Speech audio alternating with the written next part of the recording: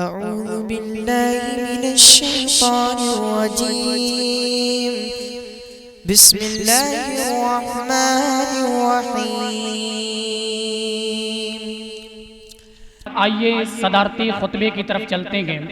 اور بڑے ہی ادب کے ساتھ اپنے صدر محترم سے گزارش کر رہے ہیں کہ تشریف لائیں اور اپنے پرمغز صدارتی خطاب سے سامعین کو نوازیں۔ آپ کی شخصیت محتاج تعارف نہیں ہے اور میں شکر گزار ہوں آپ کا کہ آپ نے اپنی ناساز طبیعت اور کمزوری کے باوجود ہماری دعوت کے اوپر لبیک کہا اور ہمارے اس پروگرام میں شریک ہو کر ہمارے اس پروگرام کو زینت بخشی۔ ہم آپ کے شکر گزار ہیں اور اللہ تعالیٰ سے دعا گو ہیں کہ اللہ تبارک و تعالیٰ آپ کو صحت و تندرستی سے نوازے اور آپ کا سایہ تادیر قائم رکھے تاکہ ہم اور دیگر لوگ آپ کے اس علم کے سمندر سے بھرپور استفادہ حاصل کریں، آمین یا رب العالمین۔ صدر محترم۔ السلام علیکم ورحمۃ اللہ وبرکاتہ۔ الحمدللہ رب العالمین والعاقبۃ للمتقین والصلاة والسلام علی خاتم الانبیاء والمرسلین واشهد ان لا الہ الا اللہ وحدہ لا شریک لہ واشهد ان محمدا عبدہ ورسولہ، اما بعد۔ وذکر فإن الذکرى تنفع المؤمنین۔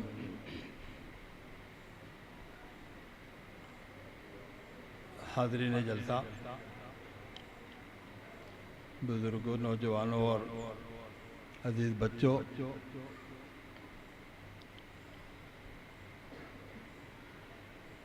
آج کی یہ مجلس اور آج کا یہ جلسہ وعظ و تذکیر کے لیے دین کی باتیں پہنچانے کے لیے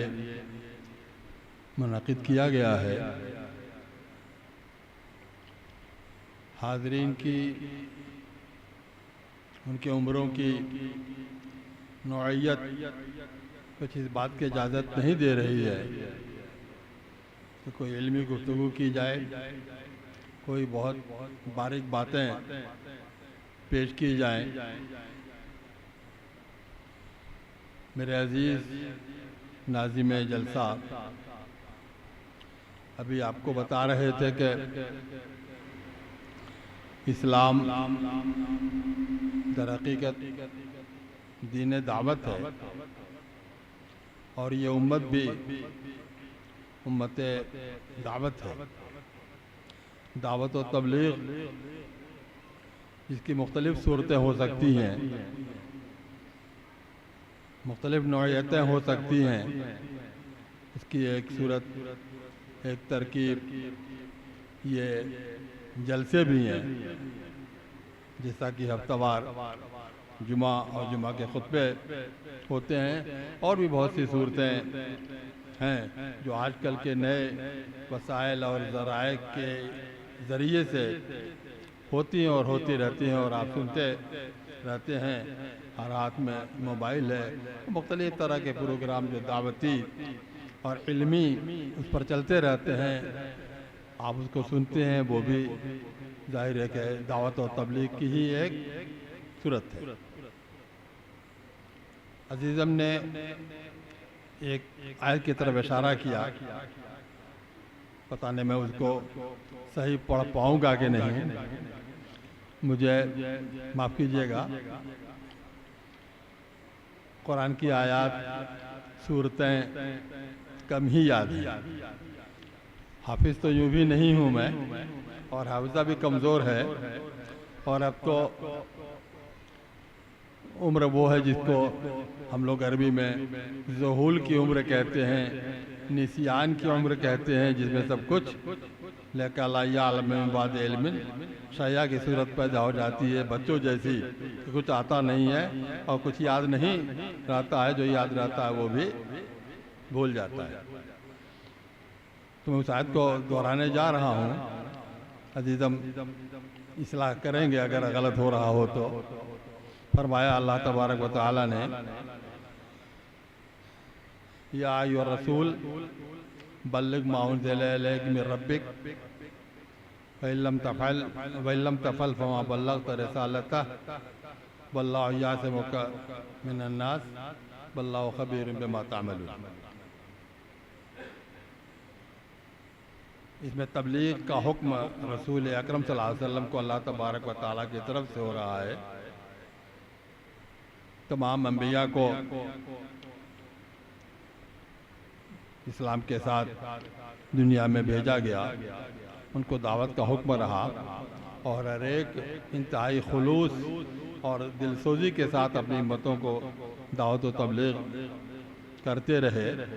اور سب سے آخر میں خاتم الانبیاء محمد رسول اللہ صلی اللہ علیہ وسلم کو مبعوث کیا گیا، اور آپ کے ذمے بھی یہ کام کیا گیا اول روز سے، یا ایھا المدثر قم فانذر وربک فکبر۔ ابتدائی آیتوں سورتوں میں ہے یہ، یا ایھا المدثر، اے چادر اوڑھ کر سو جانے والے، اشارہ ہے کوہ ہیرا سے ہجرت واپس آئے اول بعثت میں، اور چادر اوڑھ کر کے جو حالات آپ پر اس وقت طاری ہوئے تھے اس کی طرف یہ اشارہ کرتے ہوئے کہا گیا، یعنی آپ کو خطاب کر کے کہا گیا، یا ایھا المدثر قم فانذر۔ چادر اوڑھنے سے اور چادر اوڑھ کر سونے سے اور بیٹھ رہنے سے کام نہیں چلے گا، اب تو بڑی ذمہ داری ہے آپ کی، قم، اٹھیے۔ صرف سوئے ہوئے اٹھ کر بیٹھ جانا مطلب نہیں ہے، ظاہر ہے اٹھ کھڑے ہو جانے کا مطلب ہے تیار ہو جانا اور اس کے لیے مستعد ہو جانا۔ قم فانذر وربک فکبر، آگے بات اور بھی بیان کی گئی۔ میں اس آیت کے تعلق سے جو ابھی عزیزم نے پڑھی اور جس کو میں نے دہرائی، کہنا اصل میں یہ چاہ رہا ہوں کہ اللہ تبارک و تعالیٰ نے نبی اکرم صلی اللہ علیہ وسلم کو تبلیغ و دعوت کا حکم دیا، جو کچھ آپ پر نازل کیا گیا، جو اسلام نازل کیا گیا، جو حق نازل کیا گیا، جو علم نازل کیا گیا، کہا یہ گیا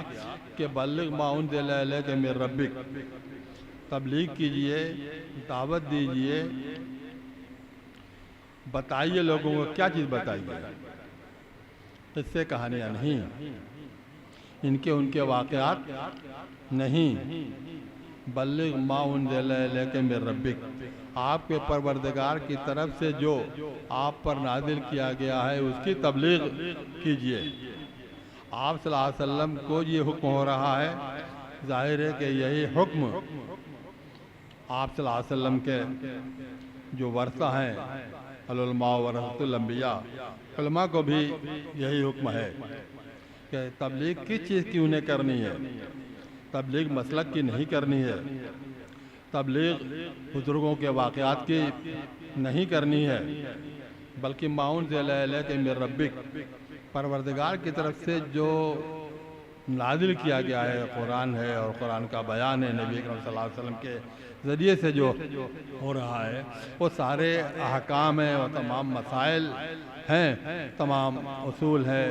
اور عقائد ہیں، ان سب کو بیان کرنے کا حکم کیا جا رہا ہے۔ اور ما انزل الیک، عربی اعتبار سے جو اس میں معنویت ہے اور جو عموم ہے کہ بلغ ما انزل،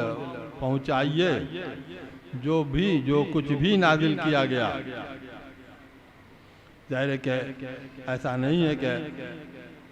صرف اعمال کے فضائل بیان کیجئے گا، صرف فضائل کے بیان کرنے سے اصلاح نہیں ہوگی، بلکہ ما انزل، جو کچھ نازل کیا گیا، اور اس سلسلے میں اولین چیز ظاہر ہے کہ اصول اور عقائد ہیں، توحید ہے اور شرک ہے۔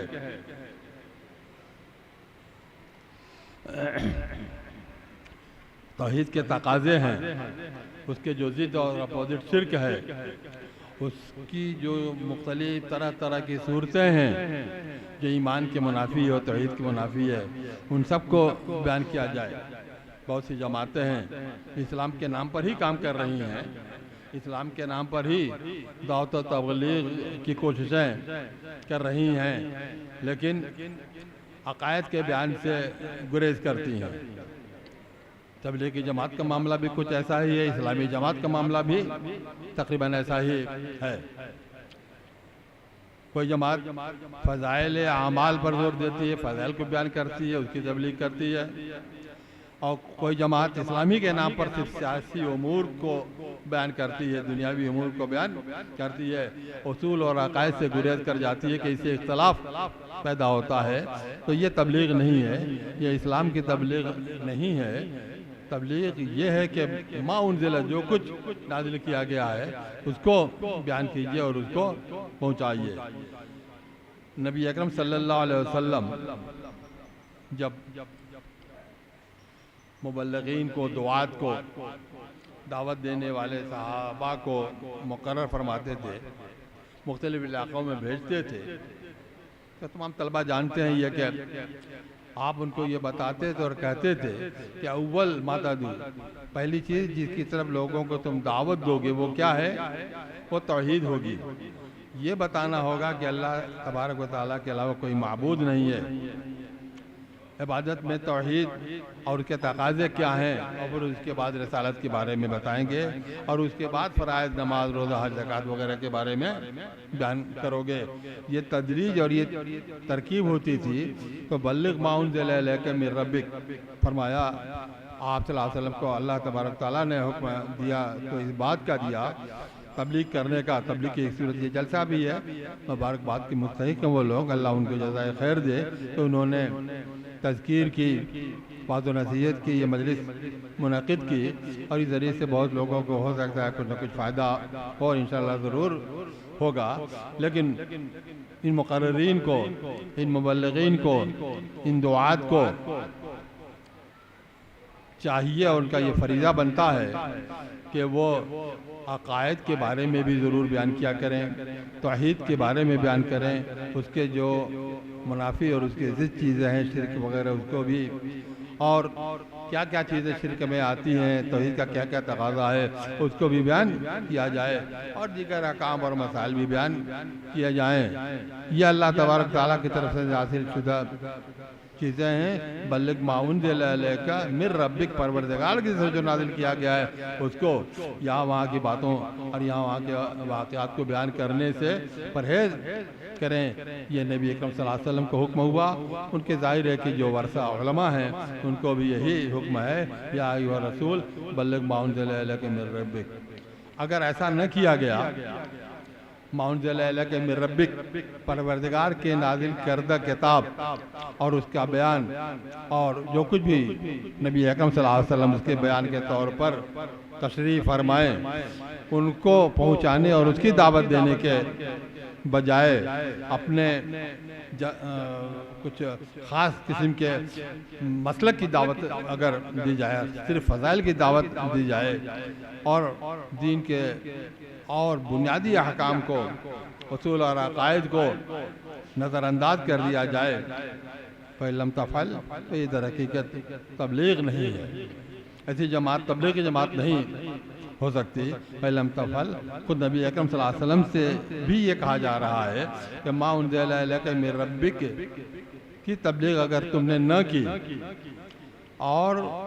کل ما انزل الیک اگر تبلیغ نہ کی، کچھ اس میں سے چھوڑ دیا، کچھ چھپا دیا، اور کچھ کے بارے میں یہ مصلحت اور وہ مصلحت یہ بیان کریں گے، وہ بیان کریں گے، تو یہ بھی دک جائے گا، وہ بھی دک جائے گا، کچھ لوگ ناراض ہو جائیں گے۔ اگر اس طرح کی مصلحتوں کو پیش نظر رکھا اور پورے دین کی تبلیغ نہیں کی، ما انزل الیک من ربک کی تبلیغ نہیں کی، فما بلغت رسالتہ، تو جس مقصد کے لیے تم کو رسول بنایا گیا ہے، مبعوث کیا گیا ہے، اس رسالت کے مقصد کو، اس رسالت کے منصب کو تم نے پورا نہیں کیا۔ ڈرنے کی کوئی بات نہیں ہے کہ یہ ہو جائے گا اور وہ ہو جائے گا، اللہ حفاظت کرنے والا ہے۔ حالات پیش آئیں گے، ہو سکتا ہے بہت سے لوگ جب عقیدے کا آپ بیان کریں، توحید کا آپ بیان کریں، تو بہت سے ایک اللہ کی بندگی کا دم بھرنے کے باوجود طرح طرح کے شرک کرنے والوں کے ناک اور ابرو سکڑنے لگیں، ناراض ہوں، شور و غوغا مچائیں، اور کچھ آپ کی طرف چھینٹے کشی بھی ہو، کچھ اور بھی ہو سکتا ہے، یہ بالکل ہو سکتا ہے۔ تو اللہ پر بھروسہ کیجئے، واللہ یعصمک من الناس، اللہ تبارک تعالیٰ نے اپنے رسول کو یہ بھی یقین دہانی کرائی، واللہ یعصمک من الناس، واللہ خبیر بما تعملون۔ بہرحال جو کچھ تم کر رہے ہو، علماء جو کچھ کر رہے ہیں، سامعین جو کچھ کر رہے ہیں، وہ اللہ سب کچھ دیکھ رہا ہے۔ کون کس ارادے سے آیا ہے، کون کس نیت سے آیا ہے، کون کتنا فائدہ اٹھا رہا ہے، اللہ تبارک تعالیٰ کو سب کا علم ہے اور سب کے محفوظ ہے، اور اس کے حساب سے اس کا جزا و سزا ملے گی، اجر اور ثواب ملے گا۔ نبی اکرم صلی اللہ علیہ وسلم نے ایک موقع پر بات کرتے ہوئے فرمایا تھا، ما بعثنی اللہ مثل ما بعثنی اللہ بہ من العلم والہدی کمثل غیث اصابت ارضا۔ اللہ تبارک و تعالیٰ نے جو علم و ہدایت دے کر کے مجھے بھیجا ہے، آپ صلی اللہ علیہ وسلم نے فرمایا اللہ تبارک و تعالیٰ نے جو علم و ہدایت دے کر مجھے بھیجا ہے، اس کی مثال بارش کی سمجھو۔ بارش ہوتی ہے، مختلف قسم کی بارش بھی ہوتی ہے، زمین کی مختلف قسمیں ہوتی ہیں۔ فرمایا آپ نے کہ کچھ سرزمین اور کچھ علاقے بہتر ہوتے ہیں، ان کے اندر رویدگی کی صلاحیت ہوتی ہے، وہ پانی کو جذب کرتی ہے، اور بہت سی سرسبزی و شادابی اور طرح طرح کے رویدگیاں و پیداوار اس کے ذریعے سے ہوتی ہے،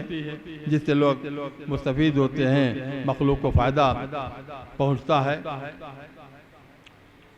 بعض زمینیں ایسی ہوتی ہیں کہ جس میں رویدگی کی صلاحیت تو نہیں ہوتی کہ پانی کو جذب کر کے وہاں پیڑ پودے اگیں، لیکن وہ سخت ہوتی ہیں یا گڑھئی اور گڑھوں کی شکل میں ہوتی ہیں، دریاؤں اور چشموں اور تالابوں کی شکل میں ہوتی ہیں۔ پانی اس میں بہہ کے جاتا ہے، جمع ہوتا ہے، لوگ اس سے مستفید ہوتے ہیں، اس سے آبپاشی بھی کرتے ہیں، نہانے دھونے کے کام میں بھی لیتے ہیں، وغیرہ وغیرہ بہت سارے فائدے اس سے اٹھاتے ہیں۔ ایسے ہی کچھ زمینیں بالکل سنگلاخ ہوتی ہیں یا اوزر ٹائپ کی ہوتی ہیں کہ وہ نہ تو پانی کو جذب کر سکتی ہیں، نہ وہاں کوئی شادابی اور کوئی رودگی ہوگی، وہاں کا پانی بہہ کے ادھر ادھر چلا جاتا ہے، ضائع جا ہوتا ہے، لیکن وہ زمین نہیں فائدہ اٹھا پاتی۔ تو بارش ایک ہی ہوتی ہے، 12 در لطافت تباش خلاف نے در باغ لالا روی دو در شور بوم خس۔ بارش کی لطافت میں، اس کی پاکیزگی میں اور اس کے تاثیر میں تو کوئی فرق نہیں ہے، ہر ایک علاقے میں زمین کے وہی ایک ہی بارش ہوئی ہے، لیکن باغ میں، چمنستان میں، گلستان اور بوستان میں طرح طرح کی پیداوار ہوتی ہے، طرح طرح کے پھول کھلتے ہیں اور طرح طرح کی رویدگیاں ہوتی ہیں، لیکن جو شورہ بوم ہوتی ہے، اوسر ٹائپ کی زمین ہوتی ہے، وہاں گھاس وغیرہ بھی نہیں اگ پاتی ہے۔ تو بارش کے یہ مختلف فوائد ہوتے ہیں یا مختلف اس کے اثرات ہوتے ہیں۔ اللہ تبارک و تعالیٰ نے جو علم اور ہدایت مجھ کو دے کر کے بھیجا ہے، اور جس کی میں تبلیغ کر رہا ہوں، جس کی تبلیغ کا تمام لوگوں کو، مسلمانوں کو، علماء کو خاص طور سے حکم ہے، اس تبلیغ کی اور اس علم اور ہدایت کی بھی یہی مثال ہے۔ بہت سے لوگ مستفید ہوں گے، خود بھی فائدہ اٹھائیں گے، دوسروں تک اس کو پہنچائیں گے بھی، اور دوسرے لوگوں کو بھی فائدہ ہوگا، پھر وہ پہنچائیں گے، اور اس طرح سے یہ سلسلہ چلتا رہے گا۔ وہ بھی فائدے ہی فائدے میں ہیں۔ کچھ ایسے لوگ بھی ہو سکتے ہیں کہ خود تو فائدہ زیادہ نہ اٹھا سکیں، لیکن سن لیا ہے، یاد ہے ان کو، تو دوسرے سے وہ کہہ دیں گے، دوسروں کو اس سے فائدہ پہنچ سکتا ہے۔ اس لیے جس کو جو کچھ معلوم ہو، جو کچھ حاصل ہو، دوسری ایک حدیث میں آپ نے فرمایا کہ اس کو دوسروں تک پہنچانا چاہیے۔ بلغوا انی ولو آیا فرب مبلغ اولا من سامع او من سامع۔ جو لوگ پہنچا رہے ہیں، روایت کر رہے ہیں، اور سننے والے اور آگے کے سننے والے کچھ زیادہ فقیہ ہو سکتے ہیں، کچھ زیادہ سمجھدار ہو سکتے ہیں، ایک حدیث سے اور ایک آیت سے بہت سارے ایسے معانی اخذ کر سکتے ہیں جس سے لوگوں کو زیادہ فائدہ ہوگا۔ کہنے کا مطلب یہ ہے کہ یہ دعوت، امت دعوت، اس کو دعوت کا کام مختلف صورتوں میں جو بھی صورتیں ہو سکتی ہیں وہ کرتے رہنا ہے، اور پورے اخلاص کے ساتھ کرتے رہنا چاہیے، کیونکہ دیکھیے اعمال، بہت مشہور حدیث ہے، انما الاعمال بالنیات ولکل امرئ ما نویٰ، کہ اعمال کا مدار کسی کو اس کے عمل کا، عمل سے مراد میں اختصار کی بنا پر یہ کہہ رہا ہوں کہ نیک اعمال مراد ہے، اچھے اعمال جو کرتے ہیں، نیکیاں جو کرتے ہیں، انہی کے تعلق سے مان لیجیے یہ کہا جا رہا ہے انما الاعمال بالنیات، اس کا مدار کہ اس کا فائدہ اس کرنے والے کو ہوگا، اس کا اجر و ثواب اس کو ملے گا نہیں ملے گا، یہ اس کی نیت پر ہے۔ وَلِكُلِّ امْرِئٍ مَا نَوَىٰ، ایک نیکی کا کام، مثال کے طور پر آپ نے فرمایا کہ ہجرت ہے، اس زمانے میں مکہ سے مدینہ ہجرت کرنا ضروری تھا، فرض تھا لوگوں کے اوپر، تو اس تعلق سے آپ نے اس نیکی کے کام کے تعلق سے بہت بڑی نیکی تھی، فرمایا کہ فَمَنْ كَانَتْ هِجْرَتُهُ إِلَى اللَّهِ وَرَسُولِهِ وَهِجْرَتُهُ إِلَى اللَّهِ وَرَسُولِهِ، جس کی ہجرت اللہ اور رسول کی طرف ہو، یعنی اللہ اور رسول کے حکم کی تعمیل میں وہ ہجرت کر رہا ہے، مکہ سے، دارالحرب سے، غیر مسلموں کے علاقے سے، اس لیے مسلم علاقے میں جا رہا ہے، اس وقت کا تقاضا تھا، اس لیے جا رہا ہے کہ دین کے اوپر عمل کر سکے، یہاں اس کا حکم موقع نہیں ہے، فَهِجْرَتُهُ إِلَى اللَّهِ وَرَسُولِهِ، تو اس کی ہجرت کامیاب ہے، اس کی ہجرت برابر ہے، اس کو اس کا اجر و ثواب ملے گا۔ اور اگر اس مقصد کے علاوہ، اس نیت کے علاوہ کوئی اور نیت رہی ہو، کسی اور فائدے کو حاصل کرنا، کسی دنیاوی غرض کو حاصل کرنا رہا ہو، مثال کے طور پر آپ نے اس میں فرمایا کہ مثلاً جسے سے شادی کرنے کا ارادہ ہے،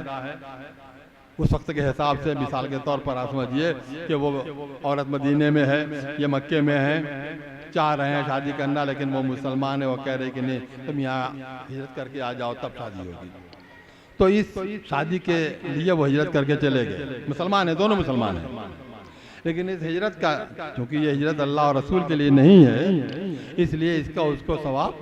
نہیں ملے گا۔ تو یہ مثال دے کر کے آپ نے بتایا، یہی سارے اعمال کی، یہی سارے نیکیوں کی اور اچھے اعمال کی نوعیت بھی ہے کہ انما الاعمال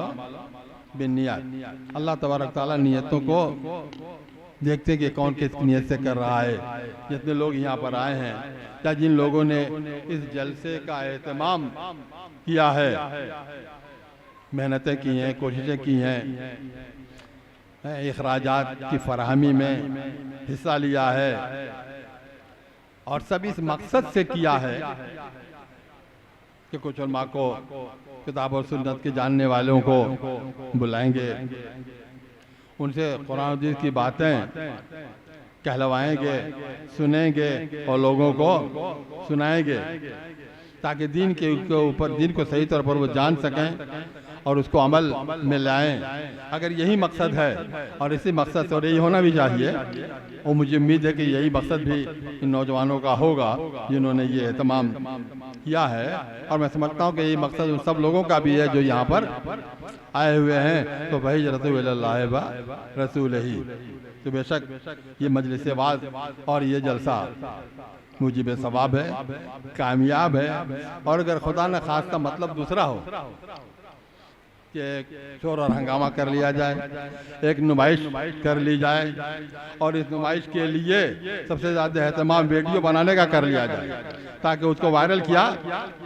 جا سکے اور اس کی نمائش کی جا سکے۔ دیکھو بھائی، اگر یہ نمائش مقصد ہوگا اور یہ ریاکاری ہو جائے گی، یہ ریاکاری ہوگی، تو کوئی اجر و ثواب اس جلسے کا نہیں ملے گا، خود مجھ کو بھی کچھ ملنے والا نہیں ہے۔ اگر میں اس لیے یہ سب بولے جا رہا ہوں کہ لوگ کہیں کہ بڑا اچھا بولن مولوی صاحب، بہت دن پر سنا کہ وہ بڑا اچھا بولن، اگر میں یہ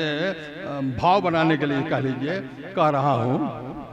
تو ظاہر ہے کہ یہ میرے لیے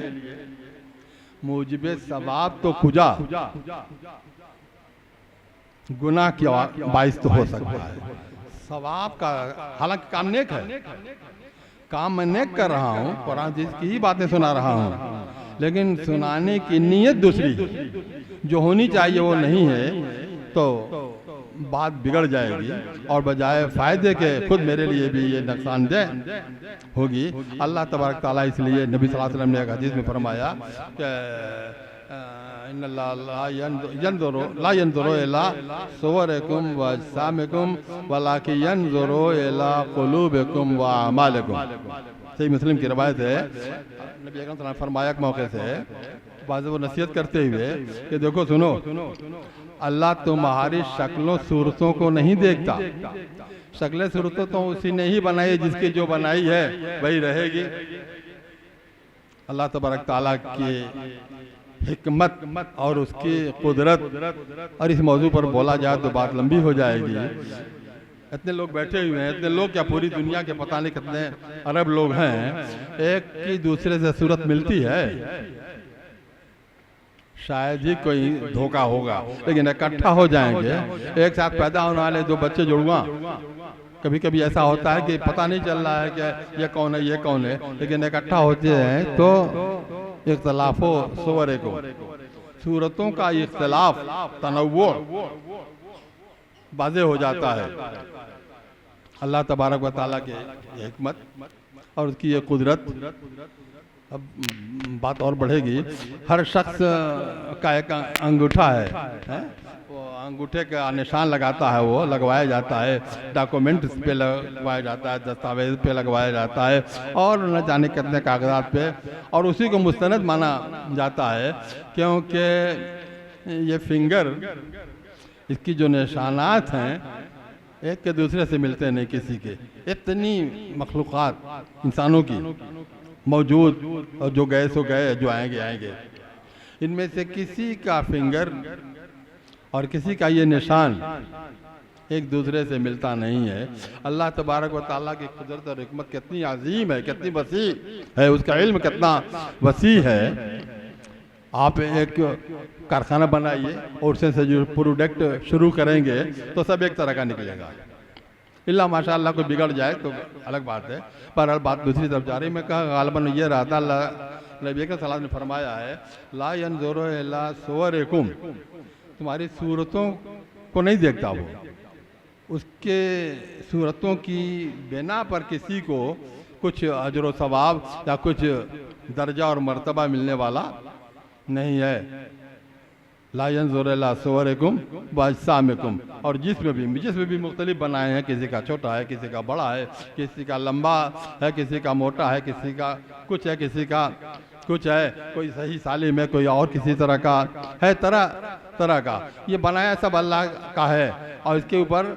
اجر و ثواب اور درجہ اور مرتبہ کا انحصار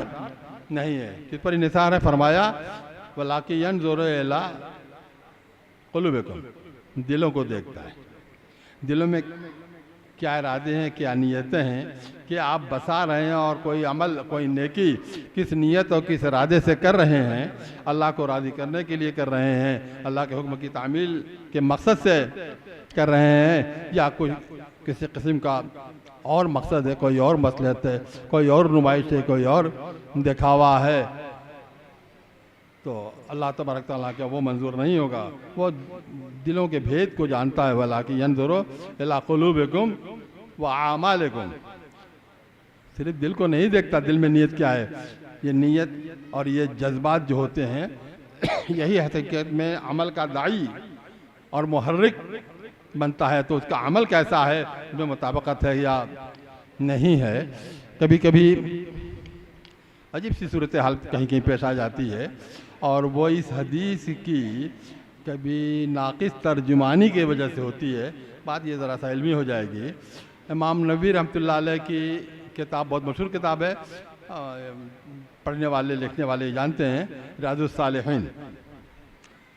وعظ و تذکیر کے لیے بھی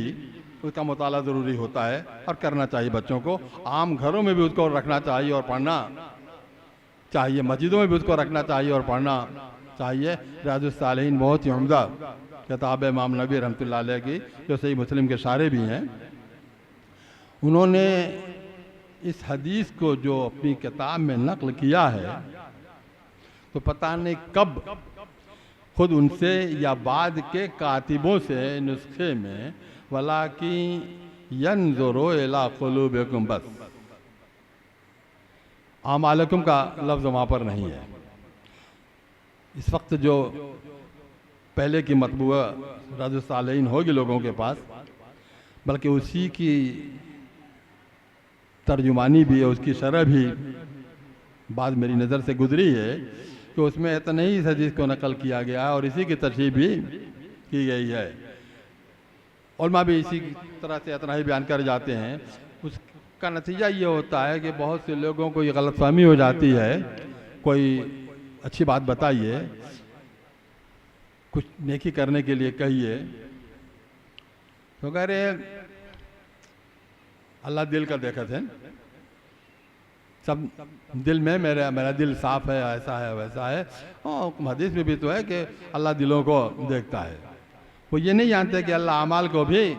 دیکھتا ہے. مثال کے طور پر کچھ ہی روز پہلے کی بات ہے، اب یاد آ گئی تو عرض کر رہا ہوں. میں نے کہا ایک صاحب سے کہ نیکی کی باتیں ہو رہی تھیں، شکل و صورت کی بھی بات ہو رہی تھی، داڑھی کی بات آ گئی اتفاق سے. اس میں میں اس کو چھوڑنا نہیں چاہتا تھا، داڑھی کی بات آ گئی. میں نے داڑھی کے لیے ترغیب دی ان کو. داڑھی نہیں تھے شاید ان کے، تو میں نے داڑھی کی طرف اشارہ کیا تو انہوں نے برجستہ کہا کہ مولوی صاحب دل ایک دم صاف ہے. مطلب کہ یہ صاف ہے تو کیا مطلب دل بھی صاف ہے، اللہ میں دل ہی دیکھتے ہیں. یہ بھی طنز کر دیا انہوں نے کہ اسلام داڑھی میں ہے، اسلام داڑھی میں ہے. میں نے کہ نہیں، اسلام داڑھی میں نہیں ہے، لیکن داڑھی میں اسلام ہے. اسلام میں داڑھی ہے، داڑھی میں اسلام نہیں ہے کہ داڑھی نہیں ہے تو اسلام نہیں ہے اور وہ کافر ہو گیا. ایسا نہیں ہے، میں یہ نہیں کہہ رہا ہوں. میں یہ کہہ رہا ہوں کہ اسلام میں داڑھی ہے. پر کہ مجھے یہ کہنا تھا کہ یہ بات اور بڑھ سکتی ہے لیکن اب وقت نہیں ہے اور میں زبردستی بول رہا ہوں. مجھے اس سے زیادہ وقت لینا ابھی نہیں چاہیے، لیکن میں اب تھک چکا ہوں. اب وہ زمانہ اور وہ وقت نہیں رہا، وہ جوانی نہیں رہی، وہ نشاطات نہیں ہے کہ میں گھنٹہ ڈیڑھ گھنٹہ بول سکوں. جمعہ کے خطبے سے بھی اب میں عاجز ہوں. میں کہہ یہ رہا تھا کہ وَلَٰكِن يَنظُرُ إِلَىٰ قُلُوبِكُمْ وَأَعْمَالِكُمْ. اللہ تبارک و تعالیٰ شکلوں صورتوں اور ظاہر کو نہیں دیکھتے، دل کو بہرحال دیکھتے ہیں، دل کے ارادے اور نیت کو دیکھتے ہیں. کہ کوئی بھی نیکی کرنے والا، جیسے میں نے اسی جلسے کے تعلق سے کہا، یہ جلسہ کرنے والے، جلسہ منعقد کرنے والے اور یہ ویڈیو صاحب بنا رہے ہیں، ان کو تو کچھ ملنا نہیں ہے. پیسہ مل جائے گا کیونکہ وہ تقریر سننے نہیں آئے ہیں، وہ مقرر صاحب کا ویڈیو بنا کر کے وائرل کرنے اور بیچنے کے لیے ایک تجارت کے غرض سے آئے ہیں. معاف کیجئے گا، میں طنز نہیں کر رہا ہوں. یہ میں وہ نیت والی بات سمجھانے کے لیے کہہ رہا ہوں کہ نیت ایک نیک عمل، اچھا کام، اچھا اور بہت بڑی نیکی ہوتی ہے، لیکن نیت کے بدل جانے سے وہ برائی میں تبدیل ہو جاتی ہے. نماز سے بڑی کوئی عبادت، لیکن ہم نماز اس لیے پڑھ رہے ہیں، یہ نہیں کہ اللہ کا حکم ہے اس لیے آئے ہیں. اللہ کی عبادت کا ایک سب سے عظیم طریقہ نماز ہے اور ہم اس کے بندے ہیں، ہمیں اس کی عبادت کرنی ہی ہے، تو اس لیے ہم نماز پڑھنے آئے ہیں. بلکہ نماز پڑھنے مسجد میں اس طرح آ گئے کہ کچھ ساتھیوں کے ساتھ آ رہے تھے جو نماز پڑھنے والے ہیں، نمازی تھے، ساتھ میں ہیں تو پھنس گئے. سب مسجد میں گھس رہے ہیں تو میں کیسے ادھر چلا جاؤں، تو وہ بھی چلے آئے. نماز پڑھنے کا ارادہ نہیں ہے، نماز پڑھنے کے لیے نہیں آ رہے تھے. اچھا بھائی، نمازی پڑھنے کے لیے آئے ہیں لیکن بنا سنوار کے پڑھ رہے ہیں، لمبی پڑھ رہے ہیں، نماز پڑھ رہے ہیں، بہترین عبادت، لیکن جیسے پڑھنا چاہیے یا جیسے گھر میں پڑھتے ہوں کہ ویسے نہیں پڑھ رہے ہیں. ذرا مسجد میں ہیں، بہت سے لوگ ہیں تو ایسا لمبی بھی پڑھ رہے ہیں، بنا سنوار کے پڑھ رہے ہیں کہ لوگ دیکھیں کہ بھائی اچھی نماز پڑھتا ہے. یا برابر پڑھتے ہیں اس لیے کہ لوگ سمجھیں کہ بہت پابند ہے، حالانکہ نماز پڑھنے کا ارادہ نہیں ہوا کرتا ہے. تو نماز ہے نا، بہترین عبادت ہے، عظیم عبادت ہے، لیکن پڑھنے والا پڑھ کر کے بھی ثواب سے محروم ہے. بلکہ ریاکاری اور نمائش مقصود ہے تو گناہ گار ہے۔ اس لیے سب سے بہترین اور سب سے بنیادی چیز یہ بھی ہے کہ ہم اپنی نیتوں کو اور اپنے ارادوں کو نیکی کرنے کے تعلق سے بطور خاص مخلص یعنی مخلصانہ یعنی اللہ تبارک و تعالیٰ کے حکم کی تعمیل کا جذبہ پیدا کر کے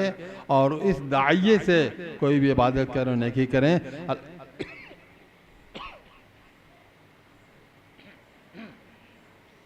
یہ مہمان تو آ گئے، یہ زمانہ ان مہمانوں کا بھی بہت زیادہ ہے، مشکل ہے کہ کوئی بچ جائے۔ بہرکیف تو میں پتہ نہیں کیا کہہ رہا تھا، میں بھول بھی گیا، بھولنے کا زمانہ ہی میرا ہے، میں بھول ہی جا رہا ہوں، پتہ نہیں کیا کہہ رہا تھا۔ کہ شاید یہ رہا تھا کہ ساری نیکیاں جلسے بعض تذکیر کی مجلسیں کرنا چاہیے۔ فذکر فإن الذکریٰ تنفع المؤمنین، نبی اکرم صلی اللہ علیہ وسلم کو بھی حکم ہوا کہ فذکر، تذکیر کیجئے، نصیحت کیجئے، واعظ کیجئے، بیان کرتے رہیے، مومنوں کو اس سے فائدہ ہوتا ہے۔ تو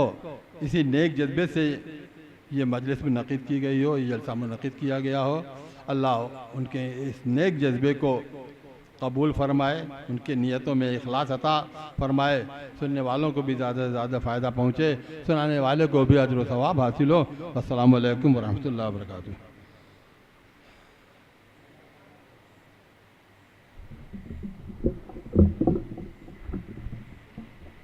جزاکم اللہ خیرا و احسن الجزاء۔ حضرات گرامی، اگر آپ کے سامنے ایک سوال کیا جائے کہ اس اجلاس کے انعقاد کا مقصد کیا ہے، آخر یہ اجلاس کیوں منعقد ہوا؟ مہینے دو مہینے کے عرصے میں کم و بیش یہ منعقد ہونے والا 7واں دینی اور اصلاحی پروگرام ہے۔ اشتہاروں پر بڑے موٹے اور جلی حروف میں لکھا ہوتا ہے کہ دینی اور اصلاحی پروگرام، اور ہم بڑے شوق سے ان پروگراموں کے اندر شرکت کرتے ہیں، لیکن سوال یہ پیدا ہوتا ہے کہ آخر ہم کس نیت اور کس ارادے سے شرکت کرتے ہیں۔ جیسا کہ شیخ محترم نے بڑی بہترین بات کہی نیت کے تعلق سے، آپ کے تقریر کے دوران، آپ کے صدارتی خطبے کے دوران لوگوں کی آپس میں چیمی گوئیاں کرنا اور لوگوں کا آپس میں سرگوشیاں کرنا یہ بتا رہا تھا کہ ہم اصلاحی اور دینی پروگراموں کے اندر شرکت محض لذت حاصل کرنے والی تقریروں کو سننے کے لیے کرتے ہیں۔ ہمارا طرز عمل یہ ثابت کر رہا تھا کہ ہم جلسوں کے اندر شرکت تو کرتے ہیں، لیکن ہماری شرکت کا یہ مقصد ہوتا ہے کہ سیر و تفریح کی جائے، لذت حاصل کی جائے۔ اور معاف کیجئے گا، ایسی نیت سے اگر آپ کسی جلسے کے اندر شرکت کر رہے ہیں تو اس شرکت کے اوپر آپ کسی طریقے کے کسی بھی قسم کے ثواب کو حاصل نہیں کر پائیں گے، بلکہ آپ کا اجلاس کے اندر کسی غلط نیت سے شرکت کرنا وبال ثابت ہوگا۔ سلسلۃ الصحیحہ کی روایت کے اندر آتا کہ اللہ کے نبی صلی اللہ علیہ وسلم نے ارشاد فرمایا، لا تزول قدم ابن آدم یوم القیامت من عند ربہ حتی یسأل عن خمس، کہ قیامت کے دن ابن آدم کا قدم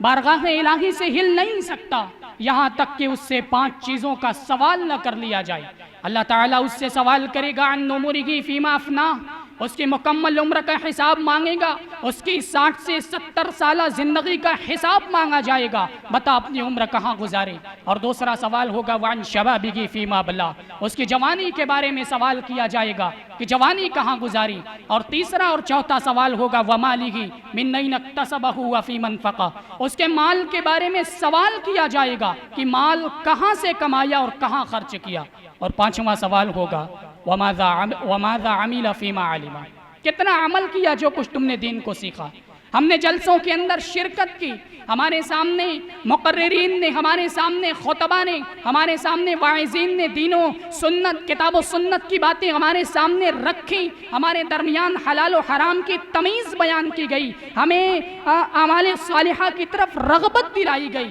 لیکن کیا واقعی ہم نے انہیں اپنی دنیاوی زندگی کے اوپر نافذ کیا؟ کیا ہم نے اپنی عملی زندگی کے اوپر ان تقریروں اور ان خطابوں کا کوئی اثر رکھا؟ اگر ہم اپنی زندگی کا جائزہ لیں تو ہمیں معلوم ہوگا کہ ہم جلسے اور جلوس کے اندر شرکت کرتے ہیں اور بہت خوشی کے ساتھ بہت ہی بخوشی شرکت کرتے ہیں، لیکن ہماری دنیاوی زندگی ہماری ان تقریروں اور خطابوں سے خالی ہوتی ہے۔ اللہ تبارک و تعالیٰ کے سامنے سوال کیا جائے گا۔ ظاہر سی بات ہے وہ دنیا کی عدالت نہیں ہوگی جہاں رشوتیں کام آئیں گی، وہ دنیا کی عدالت نہیں ہوگی جہاں ایک چرب زبان اپنی چرب زبانی کی بنا پر اپنا کیس جیت سکتا ہے، بلکہ وہ اللہ تبارک و تعالیٰ کی عدالت ہوگی، وہ عدالت ربانی ہوگی جہاں حق و صداقت کا سکہ چلے گا، جہاں رشوتیں کام نہیں آئیں گے، بلکہ وہاں دنیا کے اندر کینچی کی طریقے سے چلنے والی زبان بھی وہاں خاموش ہو جائے گی، وہ زبانیں بھی وہاں چلنے والی نہیں ہوں گی۔ اس لیے آپ جلسوں کے اندر شرکت کر رہے ہیں تو اپنی اچھی نیت کے ساتھ شرکت کریں،